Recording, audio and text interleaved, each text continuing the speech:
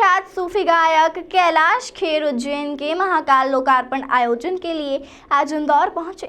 Indore press club में पत्रकारों से चर्चा के दौरान उन्होंने बताया कि प्रधानमंत्री नरेंद्र मोदी की मौजूदगी में वह सवा माह में तैयार किए 108 संगीत वादक और 21 दिन बजाने वाले नाथ संप्रदाय के लोगों के सहयोग से बाबा महाकाल पर आधारित गाने का विमोचन करेंगे। कैलाश खेर ने प्रधानमंत्री नरेंद्र मोदी की जमकर तारीफ करते हुए कहा कि पीएम मोदी के जीने का उद्देश्य भगवान के मंदिरों और धर्मस्थलों को बचाना है। वह बोले कि आप महसूस कर रहे हैं कि मेरा भारत अब जाग रहा है। हालांकि उन्होंने यह भी कहा कि गाय को बचाना आवश्यक है, वक्त बदल रहा है, गायक संसद तक पहुंच रहे हैं।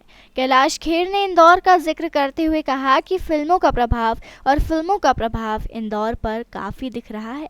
इंदौर शहर में ट्रैफिक का भी सुधार हुआ है। एक सवाल के जवाब में कैलाश खेर ने अपने जीवन के बारे में बताया कि वह 20 से 21 साल की उम्र में घर छोड़कर दूर चले गए थे। काफ़ी संघर्ष के बाद मिली हार के बाद उन्होंने गंगा नदी में कूदकर जान देने की कोशिश की, लेकिन किसी ने उन्हें बचा लिया। कैलाश खेर ने बताया कि तकरीबन 30 से 31 साल की उम्र में वह मुंबई पहुंचे और अपने नए जीवन की शुरुआत करते हुए करीब 20 गाने महादेव पर लिखे और गाए। उन्होंने कहा कि 20 गानों में एक भी विचार रिपीट नहीं हुए। भारत मध्य स्वयंभू ज्योतिर्लिंग यजामहे, हे पार ब्रह्म परमेश्वर शिव शंभु दयामहे।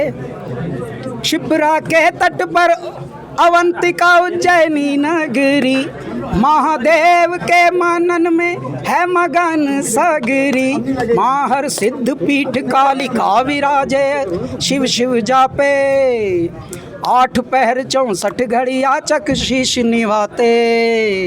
यक्ष दक्ष करें भस्म आरती श्रृंगार दर्शन, ऋषि मुनि ध्यानी हर हर हर करें भस्म लेपन। बाजे ढोल मंजीरा बाजे मृदंग, अग्रान घिड़नक तक नक तुम तिटकत गदिगन धा। कृपया आप सभी से ये अनुरोध है कि कल से अपने सारे सिस्टमों पर जुड़ जाइए और देखिए कल का लाइव इवेंट भी और ये गाना भी। अपनी पूरी प्रेस वार्ता में कैलाश खेर बाबा महाकाल की भक्ति का जिक्र करते नजर आए और कहते रहे, मैं महाकाल का बेटा हूँ। मुंबई और अपने घर के बारे में उन्होंने कहा कि 4 मंजिला घर है उनका, लेकिन उनके घर में टीवी भी नहीं है। उन्होंने कई फिल्मों के गाने गाए, लेकिन आज भी वह उनकी ही गाई हुई फिल्मों को नहीं देख पाए।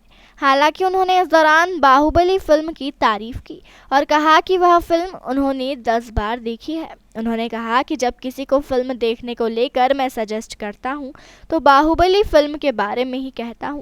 राजनीति में आने के सवाल पर कैलाश खेर ने इच्छा जाहिर की, लेकिन गोलमोल जवाब दे दिया।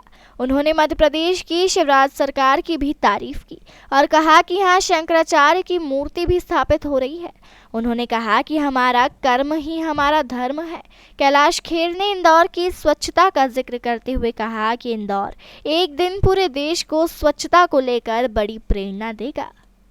धन्यवाद तिवारी जी, धन्यवाद साहेब। आप सबको मैं प्रणाम करता हूं।